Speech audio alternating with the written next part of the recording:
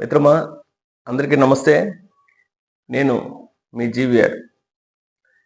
ఈరోజు మన దేశ రాజధాని ఢిల్లీలో చదువుకున్నటువంటి యువత మొత్తం ఢిల్లీలో చేరుకుని చేస్తున్నటువంటి ఆందోళన గురించి మీతో మాట్లాడాలని అనుకుంటున్నా. ఎందుకంటే ఈరోజు ఇప్పటి వరకు ఆ నీట్ పైన దానిపైన జరిగినటువంటి అవినీతి మీద కానీ లేదా ఉద్యోగ కల్పనలో ఫెయిల్ అయిన విధానం మీద కానీ వాళ్ళు ప్రశ్నిస్తున్నారు. కానీ మన భారతదేశంలో వాక్ స్వాతంత్రం ఉంది. వాళ్ళు వాళ్ళ నిరసనని శాంతియుతంగానే తెలియజేయాలనుకుంటున్నారు. ఐ లవ్ ఇండియా అంటున్నారు, ఐ లవ్ పోలీస్ అంటున్నారు. కానీ ఈ విషయం ప్రభుత్వ పెద్దలకు అర్థం కావట్లేదా? అరే, ఎందుకు ఇలా జరుగుతూ ఉంది? ఇది ఎవరితో మాట్లాడితే అక్కడ పరిష్కారం అవుతుంది? ఎందుకు ఇది స్టార్ట్ అయింది అని దీనిపైన శాంతియుతంగా చర్చ జరిపితే అయిపోతుంది కదా. ఏ సమస్య లేకుండా వాలంటరీగా స్వతహాగా ఎవరైనా రోడ్ల మీదకి వచ్చి రాత్రి పగలు నిద్ర లేకుండా రోడ్ల మీద పడుకుంటారా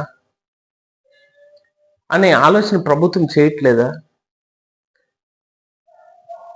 130 కోట్ల పైన ఉన్నటువంటి జనాభా కలిగిన మన భారతదేశంలో ప్రజల చేత, ప్రజల కొరకు, ప్రజలచే ఎన్నుకోబడ్డ ప్రభుత్వమే కదా మన ప్రభుత్వం. ఈరోజు ఇంతమంది విద్యార్థులు కానీ, ఇంతమంది చదువుకున్న వాళ్ళు కానీ రోడ్ల మీదకి వచ్చి మాట్లాడుతున్నప్పుడు ఇప్పటికి కూడా మీరు దీని మీద స్పందించకుండా మౌనం వహిస్తే అక్కడ ఉద్యోగం చేస్తున్నటువంటి పోలీసులు కూడా మన ఇండియన్సే. వాళ్ళ పిల్లలు కూడా దీంతో ఉంటారు, వాళ్ళ బంధువులు దాంతో ఉంటారు, వాళ్ళ స్నేహితులు దాంతో ఆ నిరసనలో ఉంటారు.